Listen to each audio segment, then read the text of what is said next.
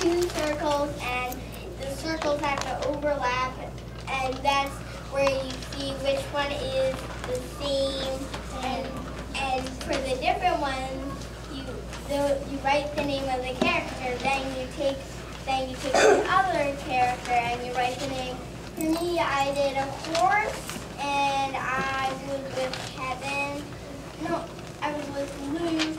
He did a goose, and we had like grass in common. Did they both eat grass? Is that what you mean? And that's kind of it. And the horse has how many legs? 4, the goose has 2, the goose has wings, the horse has 0. What's unique in the picture? It has 2. Yeah. So we took all the animals, thanks to your help at home, helping them get some of those facts researched about the different animals, and we used those in the class to compare and contrast and learn a little bit about farm life and the animals specific to the story. I'm just looking around. Boys and girls, take a look. Do you see someone from your family here, or is there somebody who's still waiting for a guess?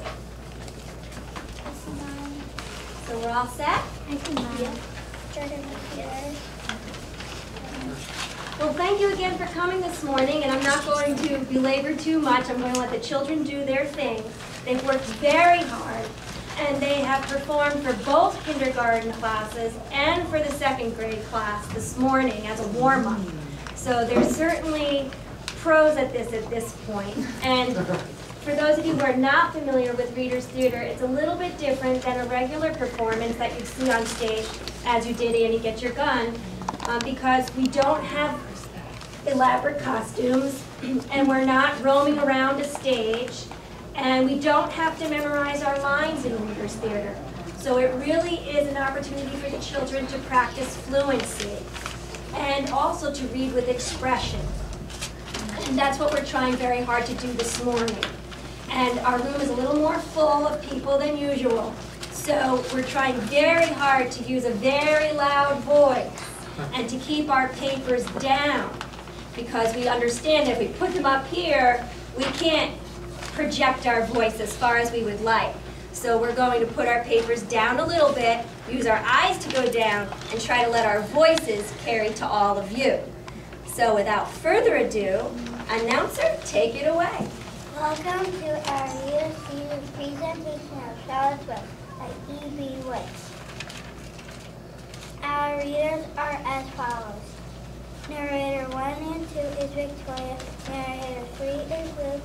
Narrator 4 is Jen. Eric is narrator 5.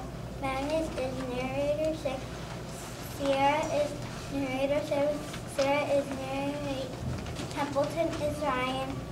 Fern is Keaton. Old Chief is Lila.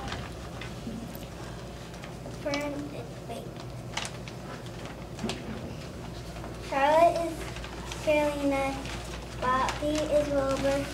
Mr. Zuckerman is Paul. And Murphy is Kevin. And I, Julia, am the announcer. We hope you enjoy our performance. Charlotte's Web is the story of a shy, modest pig named Wilbur and a beautiful gray spider named Charlotte. Wilbur and Charlotte both live on the farm with several other animals. A goose, a gander, some goslings, an old sheep, and a rat named Templeton. Fern, the father's doctor, often came to the barnyard and sat on a stool, watching and listening to the animals, especially the Wilbur. You are looking fine and plump today, Wilbur. Your food must be agreeing with you. Don't you know what they're fattening you up for, Wilbur? No! What are you talking about? They're going to turn you into bacon and ham. Everyone is in on it, including John Elbow. Fawn's father? Oh no! I can't believe it! Why would anyone want to kill me? Oh, Wilbur, they're planning to kill you at Christmas time. Stop! I don't want to die! Save me! Somebody help me! Oh, quiet down, Wilbur. How can I be quiet? Is it true, Charlotte? Are they planning to kill me at Christmas time? Well, the old sheep usually what she is talking about.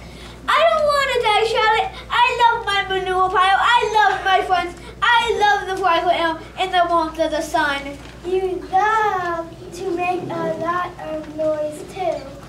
Oh, poor Wilbur. We all love you so much. Please don't cry. I'm too young to die. You shall not die, Wilbur. What? Who's going to save me? I am. How? Tell me how. Oh, yes, we all want to know how. Tell us, please. I'm not sure just yet, but I want you to quiet down and stop carrying on in such a childish way. I can't stand this. Charlotte thought and thought. Day after day, she sat by the fire waiting for Eddie to come to her.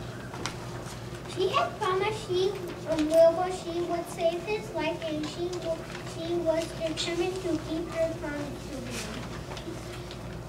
Charlotte was by nature very patient. She knew from experience that if she waited long enough, a fly would come into her web. Charlotte was sure that if she was patient once again, an idea would come her way. And sure enough, one morning in the middle of July, it did. I know how to save Wilbur's life. I'll be a chicken second. If I could trick a bug, I could trick a person. After all, humans are not as smart as bugs. I wonder what Charlotte means. She is so clever, but I don't understand. That night, while everyone slept, Charlotte worked on her web. She tore a large section out and moved the silken threads into something new and amazing. The next day, it was foggy and wet. Charlotte's web was truly a thing of beauty. Rourke discovered the first vehicle. Written in the middle of the web were the words, "Some pig." Rourke ran to tell Mr. Zuckerman. I think you should come to the pig pen right away, Mr. Zuckerman. Hurry. Is something wrong with the pig? Well, not exactly. Just come and say, Some pig. It's a miracle. Our pig is completely out of the ordinary. It's hidden in the spider's web. Mrs. Zuckerman thought it was the pig who wasn't ordinary, but everyone who saw the web thought it was the pig who was special. see how easy it is to fool people? Now what shall I write next? I think the next one we'll see in the web is pump. That pig is really putting on weight. I hope you'll see Mr. Zuckerman's pig in the web. After all, it's my pig. I hope Charlotte will write pretty in her web. Wilbur's the prettiest pig I've ever seen. Does anyone else have an idea for Charlotte, a word that does not appear in the book? Raise your hand if you have an idea.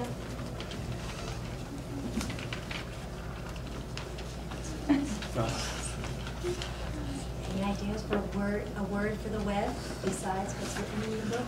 Stupendous. Amazing. Very good. Tasty. Brilliant. Thank you for those ideas. I hope no one was listening. The next morning, Wilbur stood under the web in which were terrific appeared. Everyone was excited and hungry to see the famous pig. What's going on here? What's all the excitement?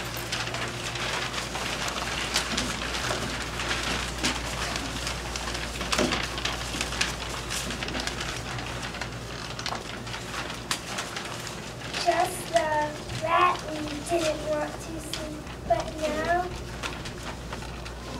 that you're here, today you can make yourself useful. Next time you go to the dump, bring back something from a magazine, will you? I need new ideas to write in my web, Lieutenant. I'm trying to save Wilbur's life. Why should I care about what happens to Wilbur? If Wilbur dies, his shop will be empty, and his leftovers are your chief source of food. I guess you're right. Okay, I'll see what I can find at the dump. Templeton bought an advertisement from a magazine back from the dump. He carried it in his mouth. This ad says crunchy. Can you write that in your web? Oh no, Conjure will make Zuckerman think of bacon. You'll have to go get other words on the tent. I don't believe this. Look like a messenger boy.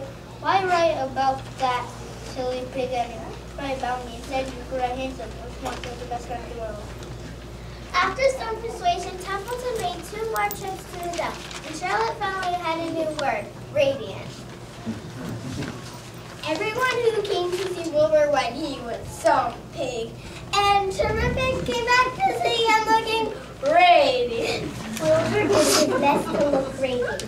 He did all he could to make himself glow. He even did a back twist. Mr. Zuckerman decided to take his famous pig to the county fair. While they were at the fair, Charlotte wrote one more word in her letter. The word was humble. Wilbur was awarded with a special prize and fainted from all the excitement.